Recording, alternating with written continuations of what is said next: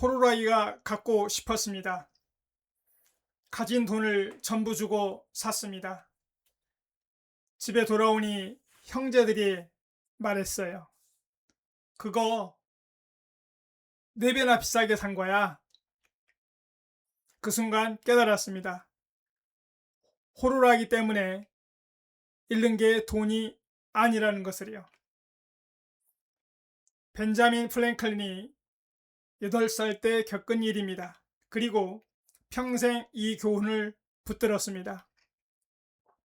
오늘은 이번 주 내내 함께 했던 벤자민 프랭클린의 삶 전체를 책 한 권으로 정리해 보려고 합니다. 오늘은 2026년 7월 4일 인생 후반전 태도에 관한 이야기를 나누고 있죠. 토요일은 이번 주에 다뤘던 책을 함께 공유해보는 시간입니다. 책 제목은 호루라기에 너무 큰 돈을 쓰지 마라. 후회 없는 인생을 위한 프랭클린의 생활 철학입니다. 프랭클린의 삶 전체를 한번 살펴보겠습니다. 1706년 1월 7일 날 보스턴에서 태어났습니다. 아버지는 양초 제조업자였고 형제는 17명, 어마어마했죠. 가난한 집안이었습니다. 학교는 딱 2해만 다녔습니다. 10살에 학교를 그만뒀고요. 집안 형편이 넉넉하지 못해서였죠. 물론 대부분의 집안이 마찬가지였겠지만요. 12살에 형이 운영하는 인쇄소에서 일을 처음 시작했고 거기서 책을 읽었습니다. 스승이 있었던 게 아니라 혼자서 독학으로 계속 책을 읽고 배웠지요.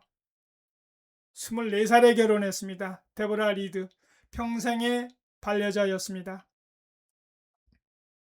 그가 살던 시대를 살펴보면 1700년대 초 아메리카는 영국의 식민지였습니다. 땅은 넓었지만 주인은 따로 있었습니다. 프랭클린은 런던으로 갔습니다.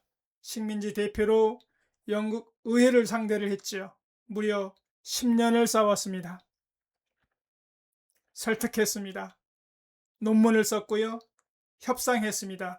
그리고 결국 인지세를 폐지시켰습니다. 그러나 영국은 멈추지 않았습니다. 1773년 보스턴 차 사건, 식민지 사람들이 바다에 차를 던졌습니다. 전쟁이 시작됐습니다.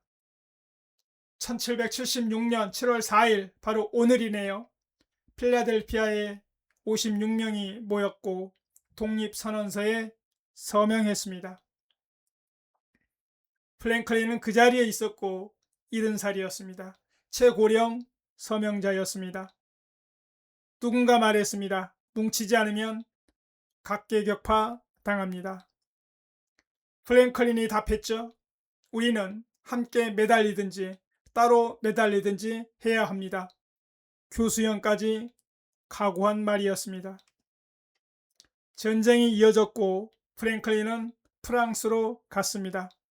프랑스의 지원을 이끌어내기 위해서였죠. 1783년 파리 조약, 프랭클린이 직접 협상했습니다. 영국이 미국의 독립을 공식 승인했습니다. 한 사람이 외교로 나라를 만들어 냈습니다. 그 시절 우리 대한민국 조선은 어땠을까요? 프랭클린이 태어난 1706년 조선은 숙종 32년이었습니다. 장희빈이 사약을 받은 지 5년이 지난 때 당쟁이 아주 극에 달하던 시절이었습니다. 프랭클린이 독립선언서에 서명한 1776년 조선은 영조 52년 영조가 세상을 떠나고 정조가 즉위하던 해였습니다. 정조는 조선의 르네상스를 꿈꿨습니다. 규장각을 세우고 실학을 장려했습니다. 그 시절 15살 소년이 있었지요. 훗날 조선 최고의 실학자가 될 사람 정약용입니다. 다시 미국으로 갑니다. 프랭클린이 파리 조약으로 미국 독립을 완성한 1783년 조선은 정조 7년 수원 화성을 설계하던 시절이었지요. 같은 시대 지구 반대편에서 두 나라가 각자의 방식으로 새로운 시대를 열고 있었던 겁니다. 한쪽은 혁명으로, 또 다른 한쪽은 개혁으로 말이죠. 프랭클린의 핵심 메시지를 몇 개 살펴보겠습니다. 그는 가난한 리처드의 달력을 25년 동안 썼고 매년 1만 부씩 팔렸다고 우리는 이미 알아봤었죠. 세금 이야기가 나왔을 때 그는 이렇게 말했습니다. 세금 부담이 크다는데 저도 이견이 없습니다. 그러나 정부가 거두는 세금만 있었더라면 그리 힘들지 않았을 겁니다.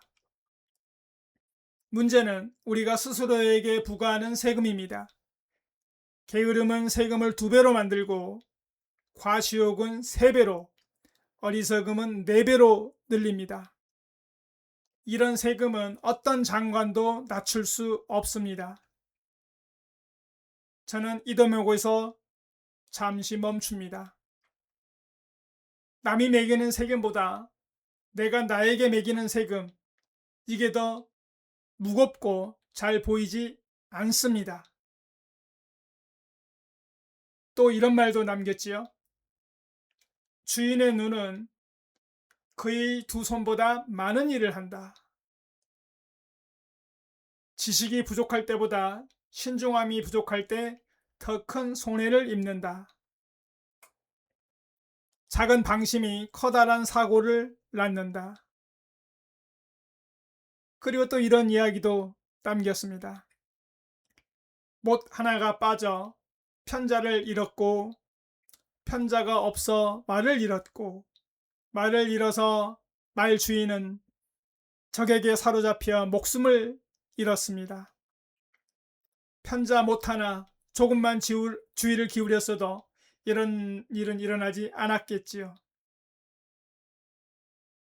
또 돈에 대해서는 이런 말을 남겼습니다. 돈의 가치를 알고 싶다면 돈을 빌려보라. 돈을 빌리러 가는 것은 슬픔을 빌리러 가는 것이다. 욕망에 이끌리기 전에 먼저 지갑을 살펴라. 그리고 이 말도 아주 깊이 남아 있습니다. 소득은 일시적이고 불확실하지만 지출은 지속적이고 확실합니다. 굴뚝 2개를 짓는 것보다 굴뚝 하나에 땔감을 계속되는 게 더 어렵습니다. 버는 것보다 유지하는 것이 훨씬 더 어렵다는 말입니다. 그래서 가난한 리처드는 말합니다. 아침에 빚진 채로 일어나느니 저녁을 먹지 않고 자는 게 낫다. 하늘은 스스로 돕는 자를 돕습니다. 프랭클린의 마지막을 보겠습니다. 1790년 4월 17일 84세 나이로 세상을 떠났습니다.